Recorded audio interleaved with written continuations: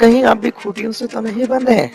ये वीडियो जरूर देखें, यकीनन ये आपकी सोच बदलेगी और मेरा प्रयास आपकी सोच बदलना है। मूलचंद नाम का एक व्यापारी अपने 50 ऊँटों का काफिला लेकर कहीं जा रहा था। शाम हो चली थी। मूलचंद ने सोचा कि अब आज रात में मैं यहीं रुक जाता हूँ।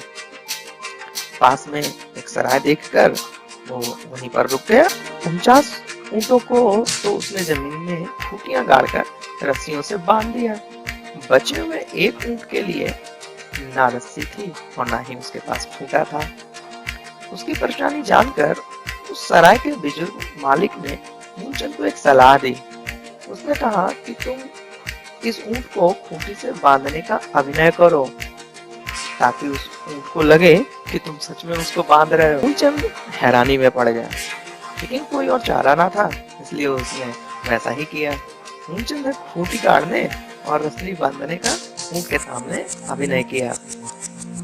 ऊँट ने खूंटी गाड़ने की आवाज सुनी और उसको लगा कि वो बंध चुका है। वो ऊँट भी दूसरे ऊँट की तरह वहीं पर बैठ गया। सुबह हुई, मूलचंद को हैरानी हुई कि वो ऊँट भी दूसरे ऊँटों की जैसे ही वहीं बैठा था और वो कहीं गया भी नहीं था। उसने अपने सारे ऊँटों की रस्सी खोल दी और वो खड़े होकर चलने लगे, लेकिन वो 50वां ऊँट जो बंधा भी नहीं था वो उठा ही नहीं। मूलचंद को बड़ी हैरान हुई। सराय के बुजुर्ग आदमी ने मूलचंद को इसका कारण बताया। उसने कहा कि ये ऊँट खुद को बंधा हुआ समझ रहा है, तुम इसको खोलने का फिर से अभिनय करो। मूलचंद ने उसकी रस्सी खोलने का अभिनय किया और वो ऊँट खड़ा होकर चल पड़ा। ये कहानी हमको ये बताती है कि यही सब हमारे साथ भी होता आ रहा है।